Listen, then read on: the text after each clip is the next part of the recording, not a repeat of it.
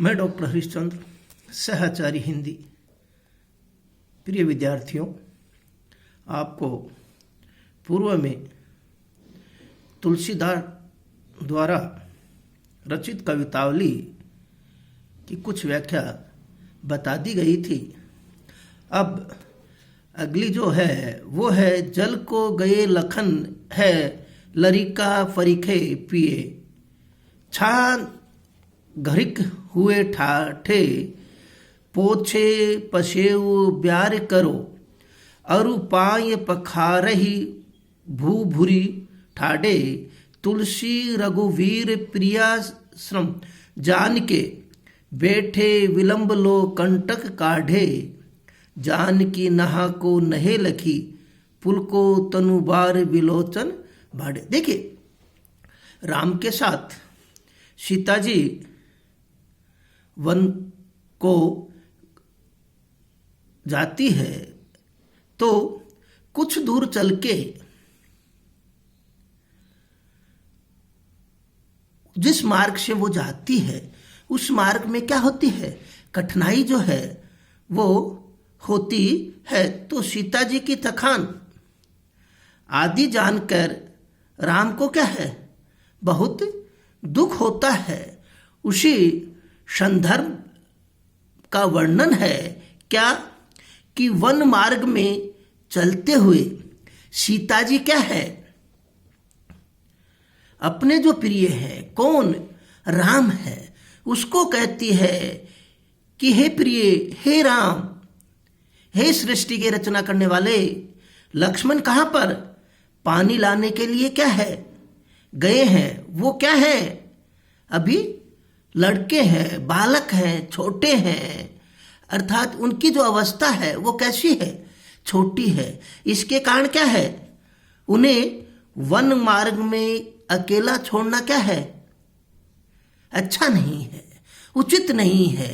क्यों कि वो क्या है, छोटे हैं और बालक हैं, और वन का जो रास्ता है उसमें उनको क्या है, अकेला छोड़ना अच्छा नहीं है। ये सीता जी अपने प्रिय जो है, राम जो है, उनको क्या कहते हैं, और क्या है, इसीलिए क्या कहते हैं कि छांव में खड़े होकर एकाध घड़ी कुछ पल के लिए उनकी क्या की जाए, प्रतीक्षा की जाए।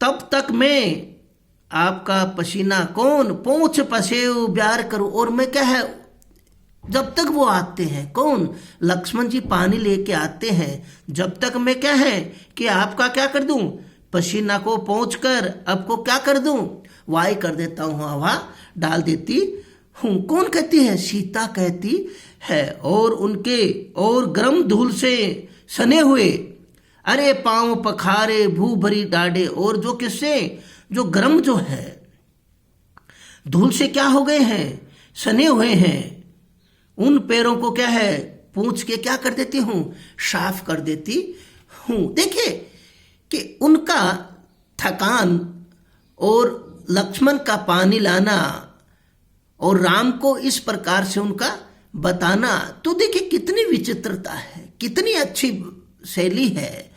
और क्या है, तुलसी रघुवीर प्रिय श्रम जान के, बैठी विलंब लो कटक काटे। और क्या कहते हैं कि इस प्रकार से तुलसीदास जी उस स्थिति का क्या करते हैं, वर्णन करते हुए बताते हैं। कौन, श्री राम ने उस समय यह जान लिया कि क्या, कि सीता क्या हो गई है, थक गई है, सीता क्या है, आगे चलने वाली नहीं है, अब इनको क्या हो गई है, थकान हो गई है। अतः वे वहीं जहां वो बता रहे वहीं पर क्या हो गए हैं, बैठ गए हैं। और किसका, पैरों में कांटा निकालते रहे, अर्थात पैरों में कांटा न होने पर भी कांटे निकालने का क्या है, बहाना, काफी देर तक बैठे रहना है। जान की नाहे को नहे लखी, पुलक तनु बरी विलोचन बढ़े। और क्या है, सीता जी ने स्वामी की अपनी प्रति प्रेम पूर्ण व्यवहार देखा तो उनका शरीर क्या हो गया, खुशी से उठ गया, पुलकित हो उठा और रोमांचित हो उठा और उनकी आंखों में क्या हो गया, आंसू आने लग गए। क्यों कि राम क्या है, उनकी जो थकान है उसको जान के वो क्या हो गए, वहां बैठ गए। उन व्यवहार को देख के, उस प्रेम व्यवहार को देख के उनका शरीर क्या हो गया, पुलकित हो गया है। और क्या है, श्री राम और सीता एक दूसरे के प्रति क्या है, जो प्रेम है वो दिखाया गया है। और जीवन की, लोक जीवन की जो मर्यादा है उसका भी यहां पर क्या वर्णन किया गया है। अगला जो पद है वो है, रानी में जानी अजानी महा पवि पहन हूं ते कठोर ही ये है। राजहु काज अकाज न जानो कहो तिये को जिन कान किए है। ऐसी मनोहर मूर्ति ये बिछुरे कैसे प्रीतम लोग जिए हैं। आखिन में सखी राखिवे जोग इन्हें कमी के बनवास दियो है। देखिए ये जो व्याख्या है वो पिछले वर्ष बीए पार्ट प्रथम के प्रश्न पत्र में आई हुई है। इसको आप क्या है कि एकदम कंठस्थ इसको क्या है याद कर लीजिए। और यहां पर क्या है, कैकेयी ने दशरथ से श्री राम को क्या है वन भेजने के लिए कहा। इसमें उन्हें वन मार्ग पर जाते देखकर ग्राम वधुआ जो है परस्पर क्या करती है, वार्ता करती है, दुखपूर्ण प्रतिक्रिया व्यक्त करती है। और कहती है कि तुलसीदास जी वर्णन करते हैं कि वन मार्ग पर श्री राम लक्ष्मण और सीता को देखकर ग्राम वधुओं जो है, रास्ते में रहने वाली जो ग्राम वधु है वो देखकर क्या कहती है, कहने लगती है कि मुझे तो रानी में जानी अजानी महा। और क्या कहते हैं कि रानी कैकेयी बहुत क्या थी, अज्ञानी प्रतीत होती है। क्यों प्रतीत होता है, उसका हृदय तो इंद्र के अस्त्र वज्र और पत्थर से भी क्या है कठोर है।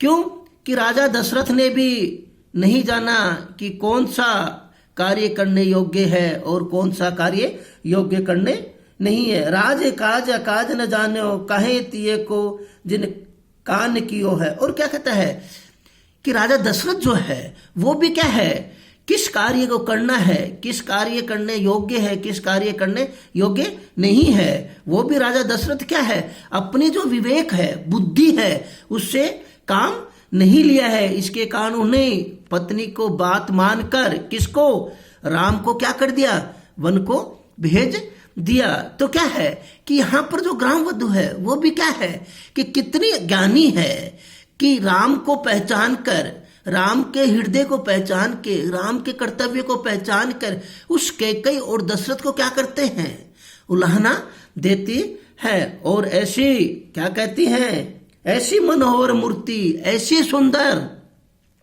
मूर्ति से बिछुड़ने पर प्रिय लोग भले कैसे रह सकते हैं, कैसे जीवित रह सकते हैं, तो वे बहुत दुखी होंगे।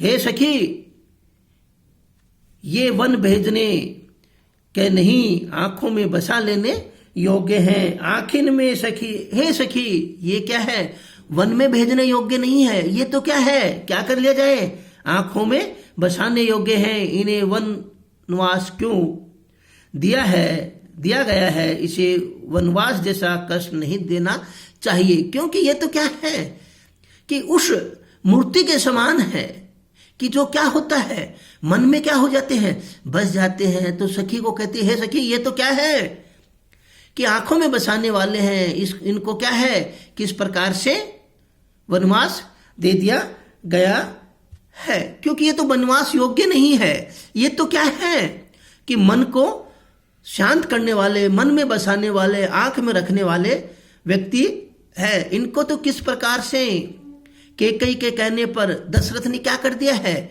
वनवास दे दिया है। तो ये उस योग्य नहीं है। तो यहां पर क्या है, जो भावुकता है, हृदयगत है, उसका वर्णन किया गया है। और ग्राम वधुआ जो है उनकी जो सहानुभूति है, जो भावना है, वो बड़े सुंदर ढंग से क्या किया गया है, प्रस्तुत किया गया है। तो यहां पर क्या है, ग्राम वधू क्या है, बहुत ही अच्छी तरह से उस चीज को क्या किया गया है, प्रस्तुत किया है, उस कार्य को क्या है करने का बताया है कि ये तो क्या है कि वनवास योग्य नहीं है, ये तो क्या है मन में बसाने योग्य है, आंखों में बसाने योग्य है, ये तो वन के लायक नहीं है, इनको वन में किस प्रकार से भेज दिया गया है। ये क्या है कि तुलसीदास जी उन ग्राम वधुओं का वर्णन करते हैं। उन तीनों को देख के राम लक्ष्मण और सीता वनागमन में जाते हैं तो रास्ते में जो स्त्रियां मिलती हैं उनका ये बहुत अच्छी तरह से वर्णन किया गया है। जय हिंद, जय